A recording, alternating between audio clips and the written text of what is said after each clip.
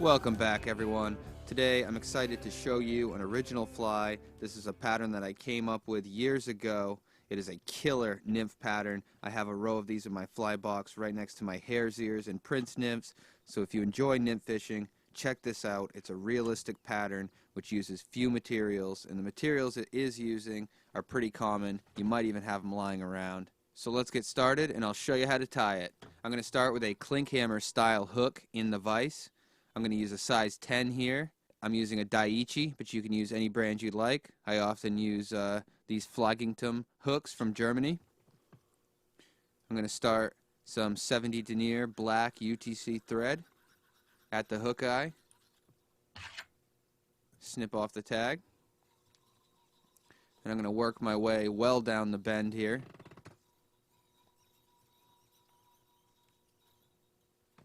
So now I'm going to grab some lead-free wire. I'm going to use this to build up a wide style body.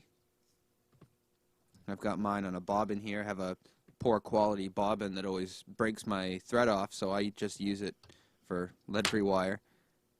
I'm going to take some wraps here. This is supposed to cover the entire body, so the entire section that's wrapped in peacock herl. There's going to be this lead-free wire underbody. So now I'm just going to wind this thread up through the wire just to bind it to the hook, and I'm going to come in with some pliers. I'm going to apply just enough pressure to flatten out this wire, and what that's going to do is change the whole shape of the fly. You can see how wide it is now, and that's the base which the peacock herl body is going to go over. So now I'm going to take the thread and move back towards the back of the fly again.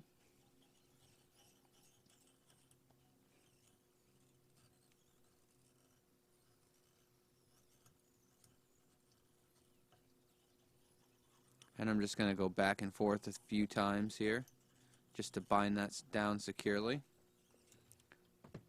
Once that's done, I'm going to stop at the rear of the hook again. I'm going to grab some dubbing. Black dubbing is fine. I always use the same dubbing here. It's a mix of hare's mask with some sparkle. It's inspired by Randall Kaufman's black stonefly dubbing. I bought some in the past. I really liked it. Ran out, so I just decided to make my own since I have so many dubbings kicking around. So I'm just going to take a small pinch of dubbing here. The whole reason I'm using the dubbing is to make a smooth base for the biots to tie into. Otherwise they kind of bite into that last turn of wire. So I'm just going to put these turns in front and behind of that last turn of wire, and that's just going to make a smooth little base to tie the biots into. So now I'm going to grab my biots. I always use a light brown biot. So take the biots in your fingers so they're splaying away from each other like this, and then place them both on at the same time. Then take a loose wrap over, and then you just wind up. And now I'm going to take the thread back down to finish the body up.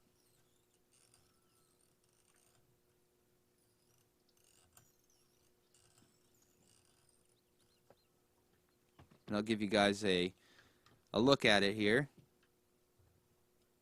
You can see it's got a nice wide profile.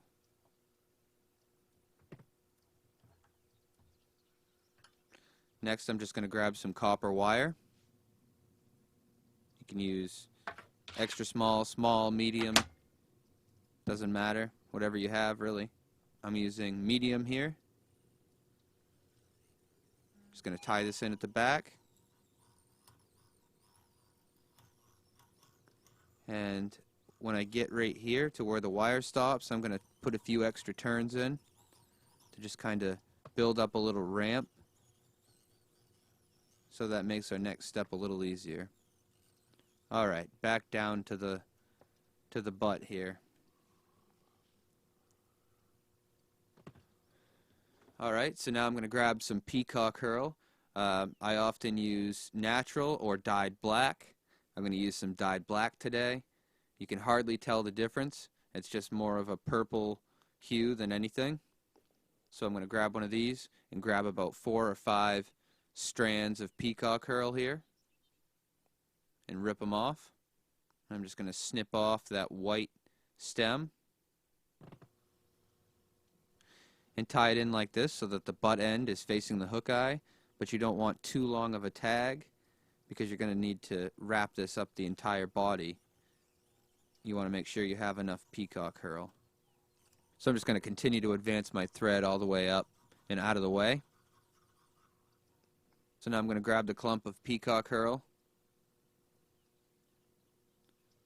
and I'm just going to wrap this up in touching turns.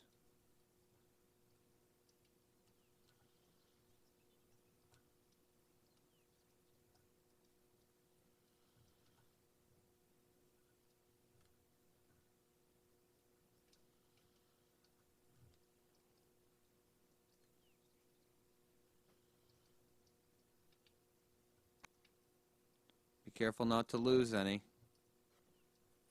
Sometimes those little guys can get away from me, but I think I got a hold on it here. Just gonna tie this in place.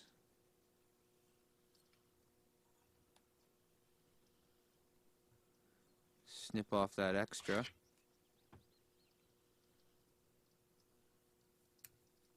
I'm just going to bind that down and grab the copper wire. I'm going to wrap this upwards to protect the peacock herl.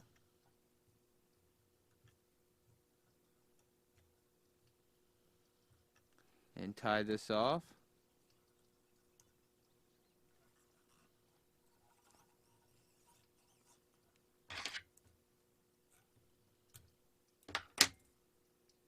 Break or snip your wire off.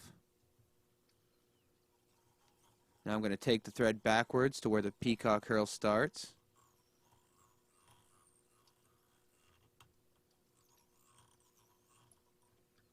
So this is what I've got so far, guys. And now for the fun part, the thorax.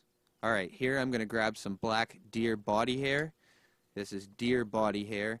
I tried using other hairs like bucktail and stuff, and it just wasn't the same.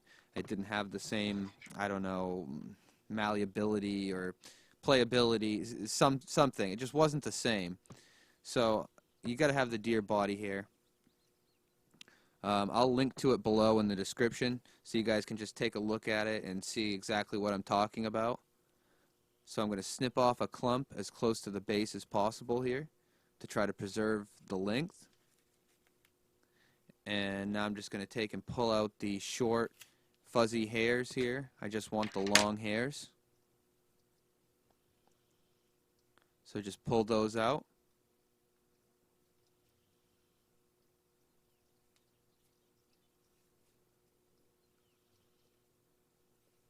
And once I get all these out, I'll grab my scissors and I'll cut this butt end flush. Now I'm going to take it and set it right where we left the thread, just like so. 2 loose wraps, and do this. Wiggle it over the body, and that's going to get it all around the body, 360. And now, boom, you can take some tight wraps, tight wraps, tight wraps.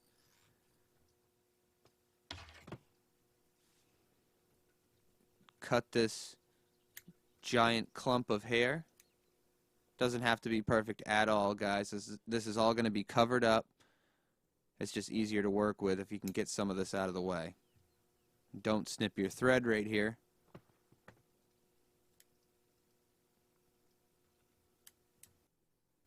And just bind this down some more. Really bind it down. You can see there's still a bunch of room to work with.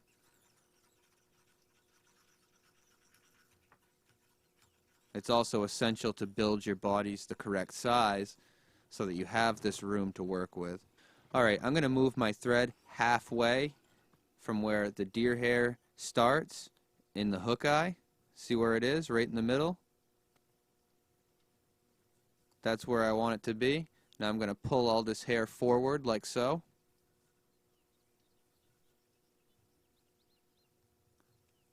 Get a good hold of it. Take a loose wrap around. Full turn around. Now I'm going to apply some pressure and pull the hair upwards and back. And I'm going to move the thread forward all the way to the hook eye as far as I can get it without obscuring the hook eye. Now pull that hair forward again. Take a couple loose wraps over it.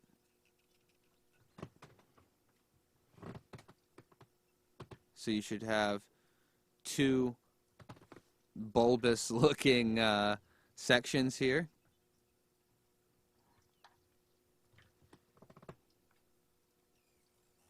Now take your thread back to the middle section like I just did and pull the hair up and back over itself. And on top, now take a couple wraps.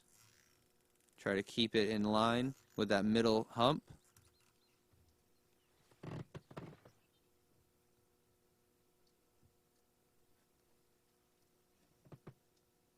And I'm going to just go in with my scissors and snip the center right off.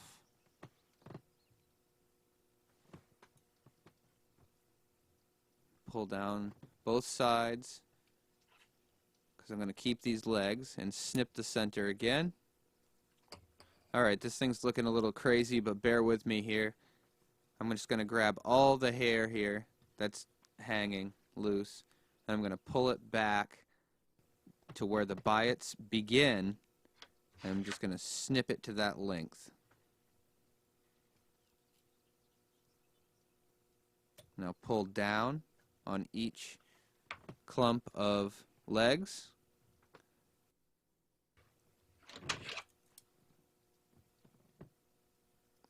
Pull off any extras. You don't want it on the top or the bottom, you just want it on the sides.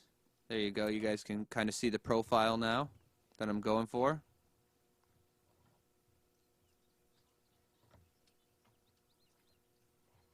Give it a little flat top here.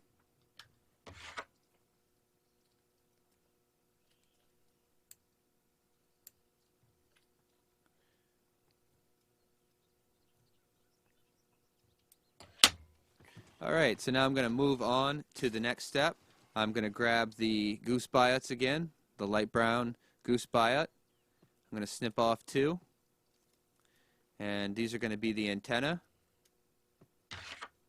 and I usually tie these in at the same time, so I'll show you how I do that. You just crisscross them like this, and then when you pinch them on this side, you got to line them up perfectly, and then I take it like this and just set that X right over where the thread's going. And there, they just sit on there like that. Take a few turns over it.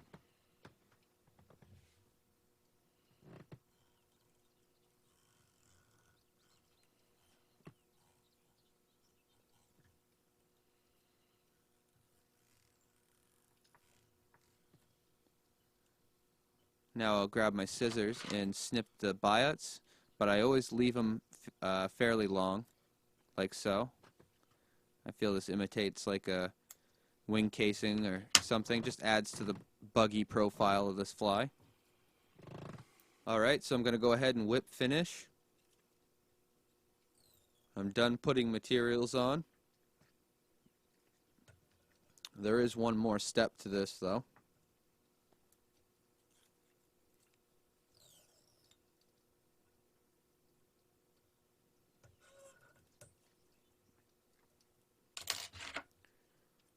Snip off the thread, and you can keep manicuring as you go.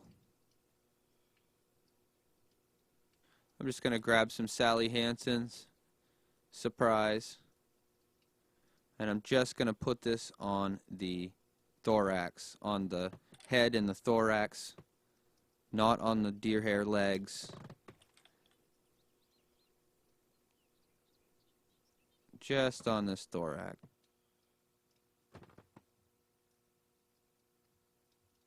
So this is just going to increase durability. If, you know, a fish bites it multiple times, you know, the deer hair could start to fray. So this is just going to increase the durability a little bit.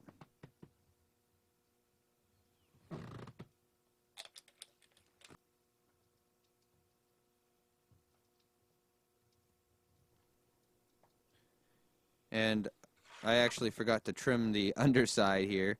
You don't want any hair on the underside or on the top. It's just supposed to be legs. So there, that looks a little better. Right there. Check that out.